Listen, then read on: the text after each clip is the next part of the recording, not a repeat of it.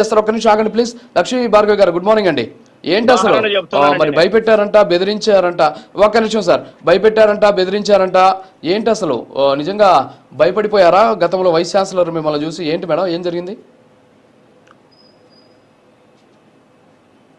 కాస్త అవగాహన అనేది వాళ్ళు కల్పించుకోవాలి, లేకపోతే నేర్చుకోవాలి చూసైనా. ఇప్పుడు సార్ మాట్లాడుతున్నారు, ఇది బెదిరించారు, భయపెట్టారు.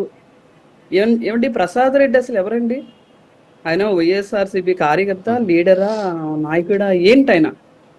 ఒక గౌరవమైన ఒక ప్లేస్లో ఉన్న విద్యార్థులు తీర్చిదిద్ది వాళ్ళని అదుపు చేసి తన ఆజ్ఞలతో కస్టడీ చేసి కమింగ్ డేసెస్లో మన రాజ్యాంగంలో మన రాజ్యాంగబద్ధంగా ఎలా నడుచుకోవాలి, ఒక స్టూడెంట్ వ్యవస్థ నుండి ఒక మనిషిని ఎలా తీర్చిదిద్దాలనే దానికి ఆయన ఒక నాయకత్వం వహిస్తున్న వ్యక్తి.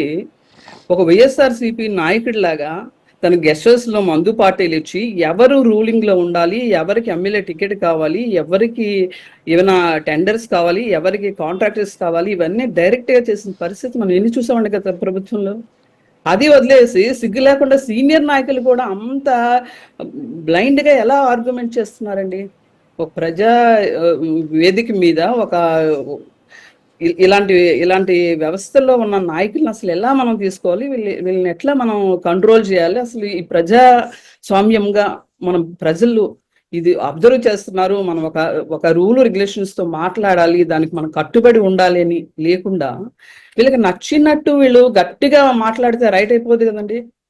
వ్యవస్థలు మారిపోతాయి గట్టిగా మాట్లాడితే.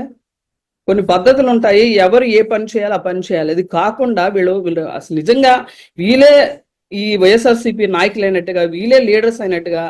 అసలు వైస్ ఛాన్సలర్ అంటే ఒక గౌరవమైన ఒక ప్లేస్లో ఉన్న వ్యక్తి అసలు ఎన్ని దందాలు, ఎన్ని కబ్జాలు, ఎన్ని మూటలు అందుకున్నారో, వాళ్ళ గెస్ట్ హౌస్లో ఎన్ని రకాల పార్టీలు చేసుకున్నారో ఇదంతా ప్రజలకి తేట తెల్లంగా అందరికీ తెలుసు. వెరీ క్రిస్టల్ క్లియర్గా జనాల ముందు ఉంది. దీనికోసం వైసీపీ నాయకులు కానీ ఈ ప్యానెల్లో ఉన్న వైసీపీ పెద్దలు కానీ దీనికోసం ఎక్స్ప్లెనేషన్ ఇవ్వాలి. ఇస్తే ప్రజలు వింటారు అసలు నిజమా కాదా.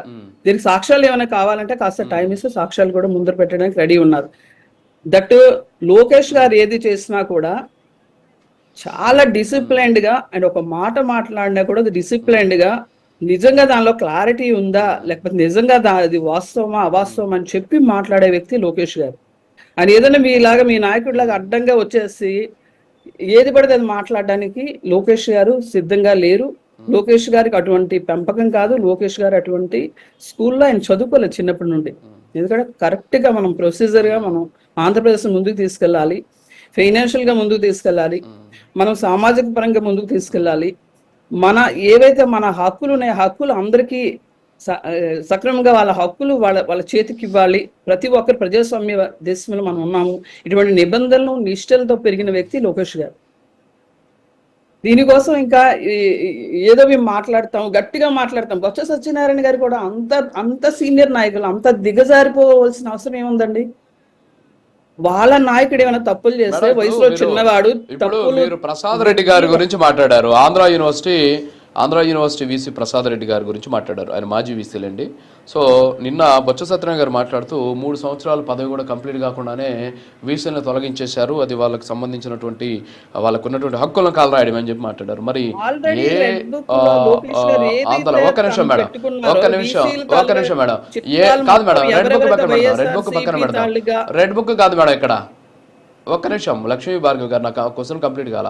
మీరు మరి అలాగా చెప్పినటువంటి వ్యక్తి 5 సంవత్సరాల పాటు ప్రసాద్ రెడ్డిని ఎలా పెట్టారు? 3 సంవత్సరాలు ఉంటే సరిపోద్దని మీరే అంటున్నారు. మరి 5 సంవత్సరాల పాటు 2 టర్ములు ఆయనకి 2 టర్ములు ఇచ్చి 5 సంవత్సరాల పాటు ఆయన్నే కంటిన్యూ చేయాల్సినటువంటి అవసరం ఏంటి? అదే ఆంధ్ర యూనివర్సిటీలో విజయమ్మ గారి ఫోటో, తర్వాత వైవి సుబ్బారెడ్డి గారి ఫోటోలు పెట్టి కేకులు కట్ చేసినటువంటి వ్యక్తిని కదా లక్ష్మీ పార్వతిని తీసుకొచ్చి గెస్ట్ ప్రొఫెసర్గా నియమించి ఆమెను ఒక గైడ్గా ఇచ్చి 10 మందికి పిహెచ్డి విద్యార్థులను అప్పగించింది ప్రసాద్ రెడ్డి గారు కదా. మరి ఏ అర్హతతో ఇచ్చారు? ఒక chief vigilance officer, chief security officer ఏంటండి? ఒక యూనివర్సిటీకి ఒక police officer, retired police officer తీసుకొని చీఫ్ సెక్యూరిటీ ఆఫీసర్ నియమించుకోవడం, అడ్డగోలు నియామకాలు చేపట్టడం, ఇవన్నీ కూడా చేసినా కూడా వాటి మీద చర్యలు తీసుకోకూడదు. వాళ్ళని 5 ఏళ్ళు కంప్లీట్ అయినా సరే ఇంకొక 5 ఏళ్ళు వాళ్ళు కొనసాగించాలా? ఏం చెప్తారు మీరు? లక్ష్మీ భార్గవ్ గారు చెప్పండి. బేసికలీ అప్పటి వైఎస్ఆర్సీపీ గవర్నమెంట్ ఎప్పుడైతే వచ్చిందో నిజంగా వీళ్ళకి చిత్తశుద్ధి కనుక ఉంటే, వీళ్ళు వాళ్ళకి సపోర్ట్ చేయకపోతే వెనకుండి వీళ్ళు వైజాగ్ మొత్తాన్ని కబ్జా చేయాలనే దురుద్దేశం వీళ్ళకి లేకపోతే, ఇక్కడున్న రివ్యూలన్నీ వాళ్ళకి అందిస్తున్నారని వాళ్ళకి ఫేవరబుల్ లేకపోతే, వాళ్ళు ఆ టైం వీళ్ళు ఉన్న 5 ఏళ్ళు వీళ్ళు గవర్నమెంట్లో ఉన్నప్పుడు ఎందుకు అటువంటి వాళ్ళందరినీ బయటికి తీసుకురాలేదు, ఏరి పారేయలేదు? వీళ్ళ తాలుగా కట్అవుట్స్, వీళ్ళ ఫొటోస్ పెట్టి ఎందుకు అక్కడ ఒక యూనివర్సిటీని ఒక పొలిటికల్ పార్టీ ఆఫీస్ లాగా ఎందుకు చేశారు? దానికి ఆన్సర్ చెప్పాల్సింది వైఎస్ఆర్సీపీ. ఎందుకంటే ఆ టైంలో టీడీపీ గవర్నమెంట్లో లేదు కాబట్టి ఆ రైట్ తీసుకోలేని పరిస్థితి మేబీ ఉండుండొచ్చు. సో దానికి వైసీపీ గవర్నమెంట్ 5 ఏళ్ల పాటు వైఎస్ఆర్సీపీ గవర్నమెంట్ ఉన్నప్పుడు ఇటువంటి వాళ్ళందరినీ ఎందుకు ఏరి పారేయలేదు? మీ నిజాయితీ పరుడు, మా నాయకుడు చాలా గొప్పవాడు, మా నాయకుడు చాలా గట్స్ ఉన్నాయి, సింహం సింగిల్ గా వస్తుంది, ఇటువంటివన్నీ కూడా ఒక సినిమాటిక్ డైలాగులన్నీ వ్యక్తపరచడం కాకుండా వీళ్ళ నాయకుడు 5 ఏళ్ల పాటు ఏం చేశారు, ఎటువంటి ప్రశ్నలను చేశారు, ఎటువంటి ఇష్యూస్ మీద ఆయన స్టిక్ ఆన్ అయ్యారు, ఎలాంటి ఇష్యూస్ మీద ఆయన ఫైట్ చేశారు, ఎటువంటి ల్యాండ్ ఆర్డర్ ని మన మధ్య ఇంప్లిమెంట్ చేశారు, ప్రజాస్వామ్య ఉల్లంఘన, రాజ్యాంగ ఉల్లంఘన, మానవ హక్కుల ఉల్లంఘన, ఇవన్నీ చేసి దౌర్జన్యాలకి తెరలేపి రౌడీ రాజకీయాన్ని మన మధ్య ఉంచి రౌడీలు పరిపాలిస్తున్నారా? అసలు వైజాగ్ లో ఇటువంటి దుస్థితి, యూనివర్సిటీలు ఇటువంటి పరిస్థితులు ఎప్పుడూ లేవు. మీకు తెలియదేమో, చాలా సార్లు ఆ చుట్టుపక్కల ఉన్న ఈ యువత ఎలా పెడతో పడుతుందంటే, మద్యమం కాకుండా, ఈ డ్రగ్స్ కాకుండా, అసలు చుట్టుపక్కల అంట చెత్త ఏరే వాళ్ళకి దొరికిన కండోమ్స్ చూస్తే ఆశ్చర్యపోయారట. అసలు ఒక ఆడపిల్లగా నేను మాట్లాడచ్చో లేదో పబ్లిక్ గా. మరి అన్ని జరుగుతున్నప్పుడు మీరు ఇక్కడ 3 రాజధానులు తీసుకొస్తాము, ఎగ్జిక్యూటివ్ క్యాపిటల్ వైజాగ్ ఇస్తామన్న పెద్ద మనుషులు మీరు ఎందుకు ఇటువంటి కంట్రోల్ చేయలేకపోయారు మీ హయాంలో? అంటే గాజులు వేసుకొని కూర్చున్నారా? సింహం పరదాల చాటును కూర్చుందా? ఆ టైంలో బొత్స సత్యనారాయణ గారు ఎక్కడున్నారు? ఈరోజు ఎంత పెద్ద గలము ఆయనకి లేచింది. ఎందుకంటే లోకేష్ గారు యువకుడు కాబట్టి, ఆయన ఎంత చక్కటి సబ్జెక్ట్ మాట్లాడడం మీకు ఇష్టం లేదు కాబట్టి, మీరు ఆయన ఏదో ఒకలాగా ఆయన ఇదివా చేసి దానికి ఆయన అబ్యూస్ చేసి మాట్లాడేదానికి ఆయన ట్రోల్ చేయాలనే ఉద్దేశం కాకపోతే మీరు ఎందుకు వాళ్ళు మాట్లాడలేదు? ఇవాళ మీకు ఎందుకు అంత గొంతు లేచింది? ఆయన మాట్లాడే మాటలు జనాలకు అర్థం కావు, సరిపోయింది. అదే అర్థమైతే ఒక లోకేష్ గారికి అర్థమైంది ఆయన ఏం మాట్లాడుతున్నారు. మరి ఇది పెద్ద మనిషి తరహా ఇది కాదు కదా, ఇది కదా సీనియర్ నాయకులు చేయాల్సిన పనులు ఇవి కాదు కదా. ఎందుకు ఒక పార్టీలో సీనియర్ నాయకులు ఎక్కువ మంది ఉన్నారంటే పార్టీకి మంచి జరుగుతుంది ఎందుకు అనుకుంటారు? మరి బొత్స సత్యనారాయణ గారిని చూస్తే మనకి ఎలా అనిపిస్తుంది అంటే, మిస్లీడ్ చేయడానికి ఇటువంటి సీనియర్ నాయకులు కూడా ఒక కారణమా? ఈరోజు వైఎస్ఆర్సీపీకి పంగనామాలు రావడానికి మేము మోస్ట్లీ రీజన్ ఇటువంటి సీనియర్ నాయకులా నాకైతే అనిపిస్తా ఉంది. నిజంగా ఆవేశం వస్తుంది ఇటువంటి టాపిక్ లో పార్టిసిపెంట్ అయినందుకు. ఓకే ఓకే ఓకే యా తప్పదు, మరి చర్చించాలి కదా. ఓకే, చందు సాంబశివరావు గారు sir, good morning sir. Minimum ఒక కొంచెం ఇంట్లో ప్రిపేర్ అయ్యారు, ఏది వాస్తవం ఏది అవాస్తవం ప్రజలు ఇదంతా ఉన్నారు.